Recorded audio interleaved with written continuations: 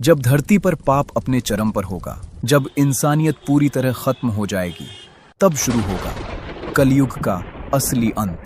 कल की पुराण और गरुड़ पुराण में लिखा है कि वो समय इतना भयानक होगा जिसे सोचकर ही इंसान डर से कांप उठे। और शायद हम उसी समय की ओर बढ़ रहे हैं। हिंदू धर्म के अनुसार समय एक सीधी रेखा नहीं, बल्कि एक चक्र है जो बार बार खुद को दोहराता है। इस चक्र में आते हैं 4 युग।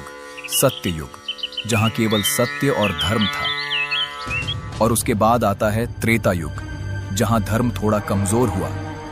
फिर आता है द्वापर युग, जहां सत्य और असत्य बराबर हो गए, और अंत में आता है सबसे अंधकारमय युग, कलयुग। ग्रंथों में बताया गया है कि जैसे जैसे पाप बढ़ता जाता है, वैसे वैसे युग की शक्ति और उसकी आयु घटती जाती है। सतयुग का काल लगभग 17,28,000 वर्ष माना गया है। इसके बाद आता है त्रेता युग, 12,96,000 वर्ष। त्रेता युग के पश्चात प्रारंभ होता है द्वापर युग, 8,64,000 वर्ष, और अंत में आता है कलयुग, 4,32,000 वर्ष। लेकिन इस पूरी कालचक्र की कथा में असली मोड़ तब आता है जब भगवान श्री कृष्ण ने पृथ्वी का त्याग किया। उसी क्षण द्वापर युग समाप्त हो गया और कलयुग का आरंभ हो गया। आज हम उसी कलयुग में जी रहे हैं, जहां धर्म धीरे धीरे खत्म हो रहा है और अधर्म हर दिन बढ़ता जा रहा है। भगवता पुराण में वर्णन मिलता है कि कलयुग में इंसान सच्चाई से दूर भागेगा और झूठ को ही अपना सहारा बनाएगा। रिश्ते सिर्फ नाम के रह जाएंगे और इंसान सिर्फ अपने फायदे के लिए जिएगा। अगर आज के समय को ध्यान से देखो तो ये सब धीरे धीरे सच होता दिखाई दे रहा है। कलयुग का अंत कोई साधारण घटना नहीं होगी, लेकिन असली सवाल ये है, उस अंत से पहले क्या क्या संकेत दिखाई देंगे। ग्रंथों में बताया गया है कि जब कलयुग अपने चरम पर पहुंचेगा तो सबसे पहले इंसान की सोच बदल जाएगी। भागवत पुराण के अनुसार लोग सत्य से घृणा करने लगेंगे और असत्य को ही अपना धर्म मान बैठेंगे। जो व्यक्ति जितना बड़ा छल कपट करने वाला होगा, उसे उतना ही बुद्धिमान समझा जाएगा। धीरे धीरे धर्म केवल एक दिखावा बनकर रह जाएगा। लोग पूजा पाठ तो करेंगे, लेकिन उनके मन में लालच और पाप भरा होगा। फिर आएगा वो समय जब इंसान सिर्फ धन के पीछे भागेगा। विष्णु पुराण में लिखा है, जिसके पास धन होगा वही शक्तिशाली माना जाएगा।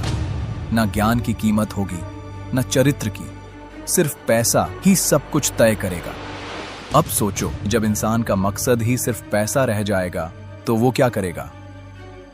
वो अपने ही लोगों को धोखा देगा, रिश्तों को तोड़ देगा और जरूरत पड़े तो हत्या भी करेगा। और यही होगा जब समाज पूरी तरह टूटने लगेगा। ग्रंथों में एक और चौंकाने वाली बात कही गई है। इंसान की आयु धीरे धीरे घटकर सिर्फ 10 से 20 वर्ष रह जाएगी।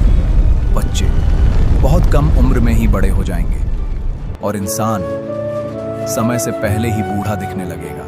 लेकिन सबसे डरावना बदलाव होगा रिश्तों का अंत। माता पिता का सम्मान खत्म, पति पत्नी के बीच विश्वास खत्म, भाई बहन के रिश्ते भी टूट जाएंगे। हर इंसान सिर्फ अपने बारे में सोचेगा। अगर ध्यान से देखो, क्या ये सब आज थोड़ा थोड़ा सच नहीं हो रहा? रिश्तों में दूरी, लोगों में लालच और हर जगह बढ़ता हुआ स्वार्थ, क्या ये वही संकेत हैं जो कलयुग के अंत से पहले बताए गए थे? लेकिन ये सब तो सिर्फ शुरुआत है। असली डर तो अभी बाकी है, क्योंकि आगे जो होगा वो इंसानियत को जड़ से खत्म कर देगा।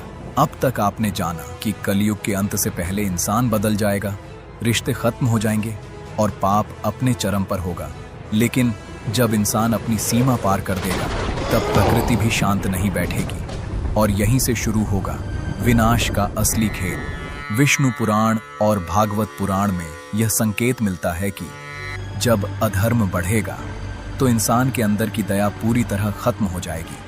वो केवल अपने स्वार्थ के लिए जिएगा, यहां तक कि इंसान निर्दोष और अबला पशुओं को भी नहीं छोड़ेगा।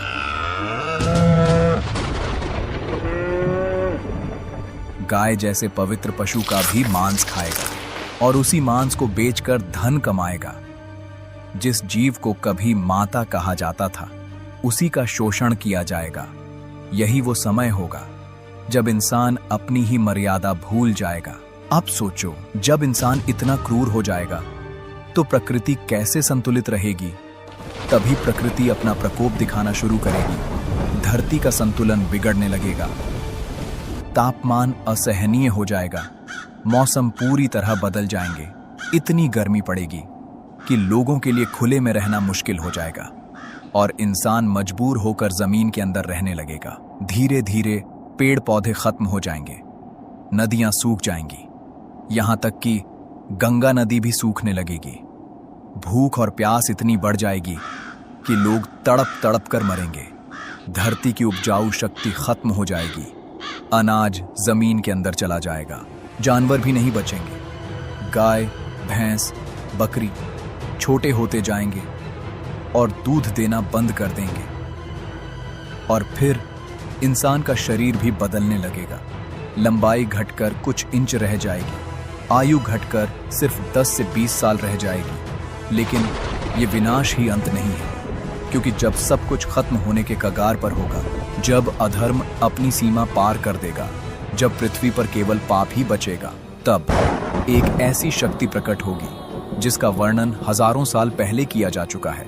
कल की पुराण और भागवत पुराण में बताया गया है कि भगवान विष्णु का अंतिम अवतार होगा कल की। जब पूरी दुनिया अंधकार में डूब चुकी होगी, तब आकाश में परिवर्तन होगा, धरती कांप उठेगी और उसी क्षण एक दिव्य रूप प्रकट होगा। घोड़े पर सवार, हाथ में तेज तलवार और आंखों में प्रचंड अग्नि, वो होंगे भगवान कल की।